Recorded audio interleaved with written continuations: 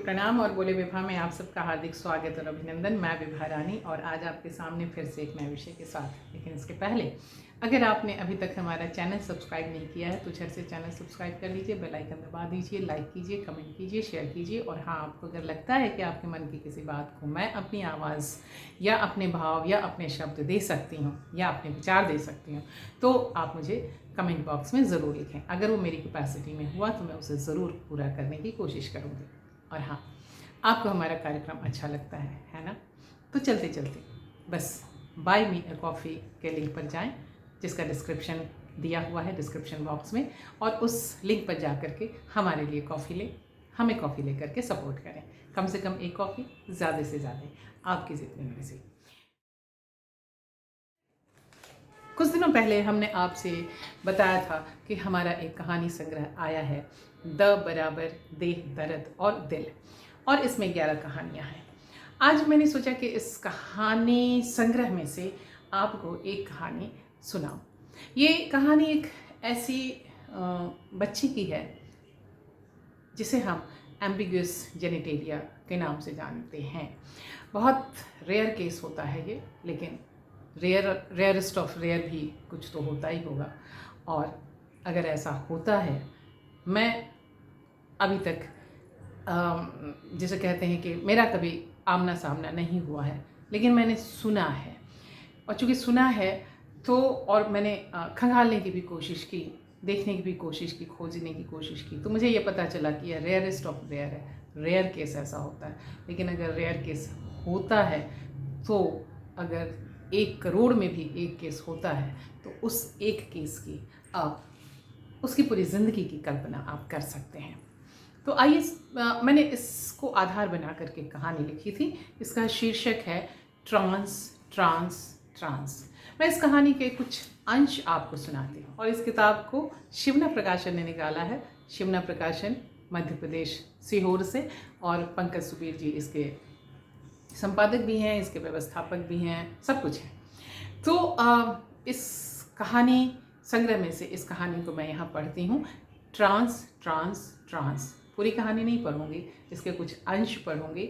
और अगर पूरी कहानी आपको सुननी है या पढ़नी है या जाननी है तो अमेज़ॉन पर है ये किताब, आप इस किताब का ऑर्डर दे सकते हैं। वैसे डिस्क्रिप्शन में मैं अमेज़ॉन का लिंक भी डाल दूँगी।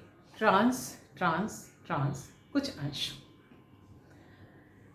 Trans trans trans. सुनिधि के कानों में यह शब्द कोलाहल बनकर टकराता है। यह कोलाहल उसे भीतर की 7 परतों तक लोहे सा बना देता है, जड़ और सर्द। पापा, मैं ही क्यों? कभी कोई अकेला नहीं होता। जाओ अस्पताल, देखो कितने मरीज, एक ही रोग के अलग अलग हालातों के। फिर ये कोई बीमारी नहीं, बीमारी से भी बढ़कर है। रोग का तो इलाज हो जाता है, लेकिन ये तो, जब ये रोग ही नहीं है तो इसकी इलाज की बात ही कहाँ से आ जाती है? सुनिधि माँ, आप तो समझो मुझे। सब समझती है माँ, सब जानते हैं पापा। उस दिन सुनिधि के जन्म के समय नर्स ने आकर पापा के कानों में कुछ कहा था। पापा भागे भागे पहुंचे थे डिलीवरी रूम। डॉक्टर खामोशी से चहलकदमी कर रहे थे। अन्य नर्सें चुपचाप खड़ी थीं। पापा का कलेजा जोर जोर से धड़क रहा था। सब ठीक ठाक तो है ना, जच्चा और बच्चा? बाहर क्या अनाउंस करना है? डॉक्टर ने पूछा। डॉक्टर के सवाल पर पापा गुम हो गए। नवजात का क्रंदन पापा के कानों में पड़ा और वे हठात बोल उठे, लड़की, गर्ल चाइल्ड। बच्चा सिजेरियन था, माँ होश में नहीं आई थी। सब कुछ पापा पर ही निर्भर था। पापा ने पहले बच्चे को देखा, फिर माँ को। एक गहरी सांस ली और बाहर निकल आए। बाहर सभी प्रश्न बने टंगे थे। पापा के उलझन भरे ओठ फड़के। लड़की है। सभी मुरझा गए। पापा की उलझन को सभी ने बेटी के आगमन की हताशा समझा। 1-2 कंधे दिलासे में उचक कर सामने आए। कोई बात नहीं, अरे भगवान चाहेगा तो अगली बार बेटा। पापा जैसे अपनी तंद्रा से बाहर आ गए। पापा के साथ डॉक्टर भी आ गए थे।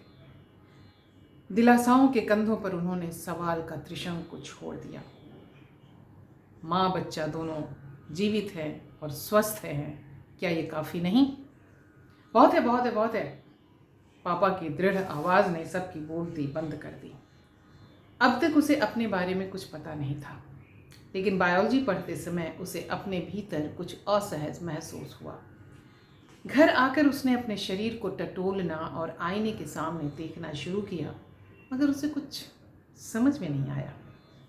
अभी अभी तो उसकी सहेली ने उसे अपने भीतर के परिवर्तन के बारे में बताया था नैपकिन खरीदते समय। सहेली ने कहा था, नहीं आया है अब तक तो आजकल में तेरे पास भी आ जाएगा तेरा चीफ गेस्ट। माँ ने कुछ बताया नहीं, सुनिधि से कुछ पूछा गया नहीं, लेकिन जल्द ही उसे अपने बारे में पता चल गया। और जब पता चला तब घर में भूचाल आ गया। कैसे जीऊं इस कमी के साथ? कोई कमी नहीं है तुम में, तो फिर सबको बताते क्यों नहीं मेरे बारे में? तुम्हें खोना नहीं चाहते तो मैं जीती रहूं इस नकली रंग रूप में। जीवन जीने के लिए बहुत सारे चाहे अनचाहे रास्ते अपनाने होते हैं। सुनिधि जीवन की बेहतरी के सिद्धांत को काढ़े की तरह पीने लगी। राजन अच्छा लड़का है, तुम उसके साथ खुश रहोगी। अच्छा है इसलिए उसे शूली पे चढ़ा दें? माँ, अच्छा है इसलिए उसकी हर सिंगार की सुगंध से भरी भोर सी जिंदगी में गहराती सांझ की कालीमा खोल दें? नहीं चाहती माँ ऐसा। क्या करेगा जब वह उसे पता चलेगा कि उसकी पत्नी? शादी के बाद सब ठीक हो जाता है। धोखे और अंधकार के गुबार पर शादी का मंडप सजा देना खुद को जिंदगी भर धोखे के अंधे कुएं में रखना है। सुनिधि के चेहरे पर एक तिरछी मुस्कान उभरी।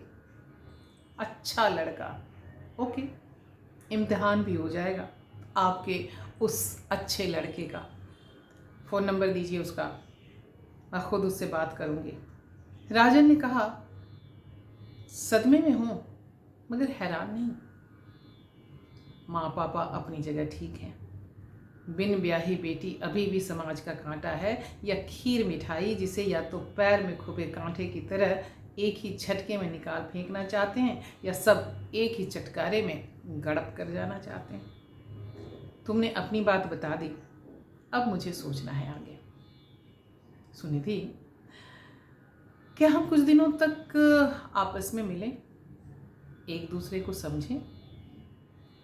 इससे हमें आगे फैसले लेने में आसानी होगी। मिलती रही सुनिधि, समझते रहे दोनों एक दूसरे को, जूझते रहे जीवन के सवालों से। शादी की ज़रूरत, शादी की प्राथमिकताएं, शादी के बाद का जीवन। सुनती रही सुनिधि, बोलता रहा राजन। मैं सोच रहा हूँ लगातार कि मैं शादी किस लिए कर रहा हूँ, क्या क्या चाहत और अपेक्षाएं हैं मेरी।